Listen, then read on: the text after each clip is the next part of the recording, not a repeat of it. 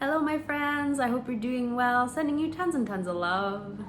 And shout out to my friend Meredith for this beautiful notebook that she gave me. Thank you so much, I love this.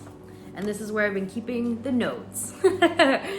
And here on the channel, we're talking about emotional resilience for the next while. And in this video, I wanted to talk about fasting. And there are so many different types of fasting. It's not just going without food. There are many ways that we can fast from different things.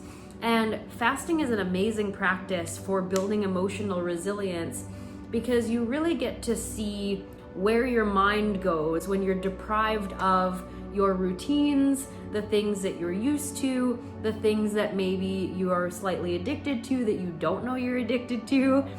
And you get to see what kind of emotional triggers come up for you as you try something new and experiment. So anything with fasting is an experiment. And I need to, before we get into any other material, I need to preface this by saying, if you're going to try any of these things, especially one of the more extreme kinds of fasting, I highly recommend you speak to your doctor first. See if it would actually work with your system. Not everyone is meant to fast, okay? It's not for everybody's body composition. So try different things on, speak to your medical professional, see what would work for you, and start small.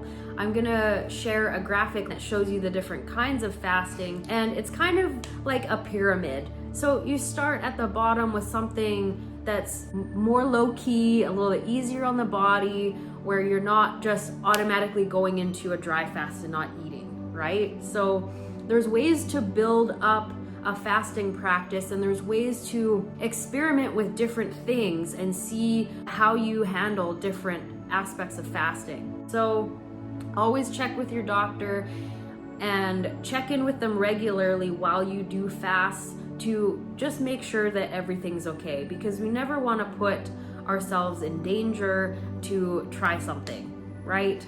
It's just not worth it. So had to get that out there. But fasting, I've found, is a really awesome way to challenge yourself, to see what kind of emotions come up, and to really gain awareness of your inner workings. And it's amazing, while you're fasting, you might have memories come up, you might have waves of emotion come up, and it's just really an interesting process to watch. So I highly recommend journaling while you fast and just logging your progress, logging how you feel, and logging what comes up for you, because you would be amazed at the kinds of things that will come into your mind while you're fasting. And I'll share some of my experiences with you in this video too. So what is fasting? For those of you who aren't familiar, fasting is abstaining from consuming food, water, different substances in order to give your body a break and maybe detox and help your body just kind of have a reset, and also to see it can help in diagnosis of food allergies and different kinds of things like that. I feel like I should also preface this by saying that while you're fasting, you will pretty much undoubtedly experience some detox symptoms. And these will be different for everyone and for the different things that you're fasting from, the different kind of fast that you're doing. But generally, detox symptoms can be anything from headaches to mental fog to kind of gross BO, sweating a lot. You might notice a film on your tongue while you're detoxing. You could even get into kind of a little bit of feverish symptoms as your body purges toxins. You might be irritable, kind of cranky, fatigued. The list goes on, but these are some kind of detox symptoms that you can experience while fasting. So I want you to be aware of this so that if you experience these things, you don't get discouraged and stop. Because After a while, these detox symptoms will subside and then you will start to feel better.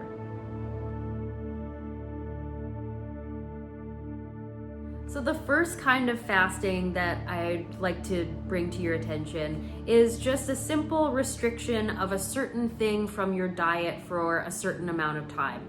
So that could be removing caffeine or sugar or alcohol or dairy products or wheat products, things like that. You pick one thing and remove it from your diet for a while. I like to do 3 to 4 weeks as a baseline because that really gives your body a chance to detox that certain substance out of your system, and it gives your body a chance to kind of recalibrate to not having this substance. And it gives you a chance to get over the detox hump and see how you feel after your body adjusts. And doing this was actually how I discovered that I had a gluten allergy, because growing up, I was just sick all the time and we didn't know why. You know, the doctor just told me that I had IBS and that was it. I thought I would just have to deal with it. But then a friend of mine recommended doing a Candida cleanse, and so I did. So I took this restriction fast a little bit and amped it up. So the Candida cleanse is no dairy, wheat, or sugar for 3 months. And that was hard. That was a hard one for me. And I did go through all of the detox symptoms, but once I got over that hump, I never felt better in my entire life. All of my digestive problems went away. I had more energy and I was just flying high. I had better mental clarity. My skin cleared up. I lost quite a bit of weight, but it was mostly bloat in my stomach, and it was so interesting to watch. And when I reintroduced things, you know, sugar gave me quite the zing. Dairy kind of made me phlegmy, but when I ate a piece of bread, I actually vomited. I was like, oh, okay, I guess that's the culprit. So doing a restriction fast like this can be really fascinating, especially if you have tummy troubles. Sometimes it's good to try different things like this and try removing them from your diet and see how your body reacts, because all of our biology is different, everybody's body is different, and we all react to different things in different ways. Some people's guts can handle all the gluten and dairy. Mine can't. So anyway, that's a basic restriction kind of fast that you can try on for size, and it shouldn't disrupt your life too much. The next kind of fasting that we can try is intermittent fasting. Generally, what I've seen people do is, is fast for, 12 hours, and then you have an eating window for 12 hours. Or you can do 16 hours fasting and 8 hours of eating.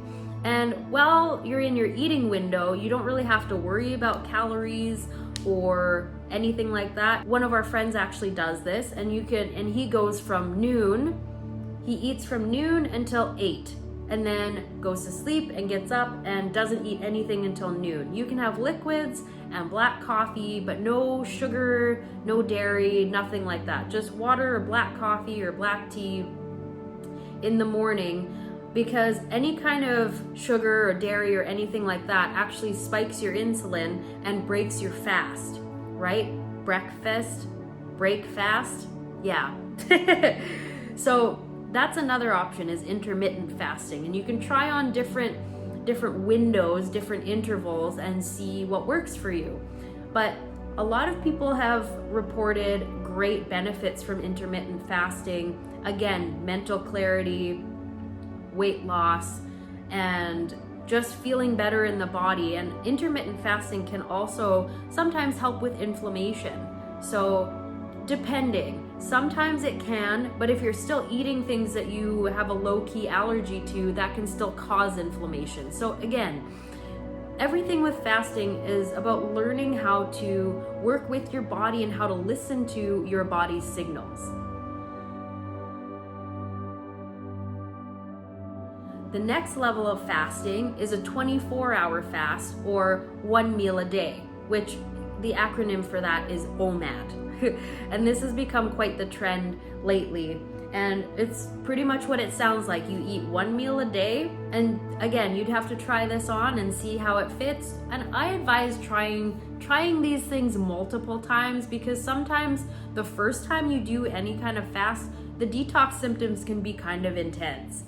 And you know, I recommend trying things a couple or a few different times and just see how it works, because you might have a completely different experience the second time you try it, right? That just reminded me of so years ago, I was convinced that I had to eat every 2 hours or I'd go into hypoglycemic event. And I created a self-fulfilling prophecy for my life and for my body, right? So I had that belief in my mind that I had to eat every 2 hours. And so if I went 2 hours with no food, I would start getting tired and cranky and kind of shaky. And so I started experimenting with fasting to see if that was really true for me or if that was something that I picked up somewhere. Turns out I don't have to eat every 2 hours. I'm not hypoglycemic.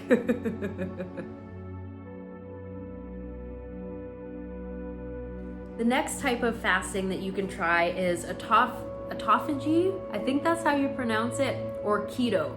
And pretty much these kinds of diets or fasts are where you drop your blood sugar and insulin way low. So keto, as far as I can remember, is no carbs, no sugar, just lots of protein, greens, and fats. And this brings your body into ketosis, where your insulin levels are so low that your body actually starts breaking down the fats and sugars inside of your body for fuel, because you're not reloading your body with carbs and adding extra fuel. So this one I haven't tried myself. I would probably talk to your doctor if you're considering something like this, because it is a pretty extreme diet. And just see if that would work for you. Obviously, if you've got diabetes or any kind of blood sugar issues, maybe don't try keto because you don't want to mess with your insulin levels too much. The next level of fasting, we're getting into liquids only. So you could start with a juice fast or a broth fast. And so juice fasting is generally done with like fruit and vegetable juices, and I've seen programs where you do, 3 juices a day for maybe 3 days or maybe for a week. But if you're just new to juice fasting, it's important to prep yourself before jumping into a juice fast. So prepping your body would be to eat whole raw foods maybe for a few days or a week before doing the juice fast. So you kind of get your body starting to get used to a calorie deprivation and really clean food, and you just eat raw fruits and vegetables for a few days and then do your juice fast. And then when you come out of the juice fast, doing the same thing, introducing raw fruits and veggies and small portions because your stomach will have shrunk, and then building your way back up to a regular diet. And once again, while you're doing this, I would highly recommend journaling your experience and seeing how you feel, what kind of emotions come up for you, and really using fasting as a personal development practice and learning what goes on in your mind, having awareness, being the observer while you're fasting. It's so fascinating what you can discover about yourself while you do these processes. So there's juice fasting and there's also broth fasting. So I've seen, but I've not tried, a bone broth fast where same thing, you're drinking bone broth throughout the day and you're not consuming any solid food. Again, I would probably do the same kind of prep yourself, get into eating raw fruits and vegetables for a few days to a week before your bone broth fast. Do your fast and then slowly come out of it with raw fruits and veggies, and then slowly build yourself back up. It can be really tempting when you break a fast to want to just eat everything all at once, but you'll make yourself sick if you do that. So it's so important to just take it easy on yourself, slowly eat, be conscious of your eating, and really listen to your body. Take some time after you've eaten to let yourself digest and see how you feel before you eat more. So the next level of fasting is water fasting, and that's where you are strictly consuming water. No coffee, no tea, no broth, no juice, just water. You are not consuming any other kind of nutrients besides sunlight and water. And this is a kind of an extreme fast. Again, check with your doctor if you're going to do something like this. And I would also recommend doing that prep, starting with the raw foods, bringing your body into this slowly, and then doing your water fast and then coming out slowly again. Because if you don't prep yourself properly, your body can just go into shock, and that's not healthy for us. So it's important to just prep your body and do your fast and come out slowly. And while you're fasting, it really helps to have something to focus on while you're fasting. Even just concentrating on why you're doing this. I'm doing this to have a better understanding of my inner workings, or I'm doing this to get closer to God's spirit source, or I'm doing this to be more present and more appreciative of everything that I have. And write that down for yourself somewhere and post it so that you see it every day, multiple times a day, and remind yourself of why you're doing that. Because while you're fasting, your mind will go to all kinds of strange places and try to convince you to quit. Your ego will try to convince you to quit because it's trying to keep you safe and alive. So it's quite the practice to hear your ego's concern and self-soothe and continue the process. The next level of fasting is dry fasting, and that is no food, no water, nothing. And some people are extreme with the dry fasting and they won't even touch water while they're dry fasting. They won't shower or anything, so they're not bringing in any water, even by osmosis. They won't brush their teeth, nothing happens. That's really extreme, but yeah, dry fasting is no food, no water, no nothing. This one I haven't tried. I don't know if I'm going to try this, but I just wanted to give you guys all of the options and let you know what's out there and what kind of practices people do.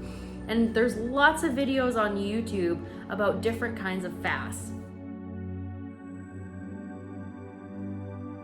The last type of fasting that I'd like to talk about is dopamine fasting, or a digital detox.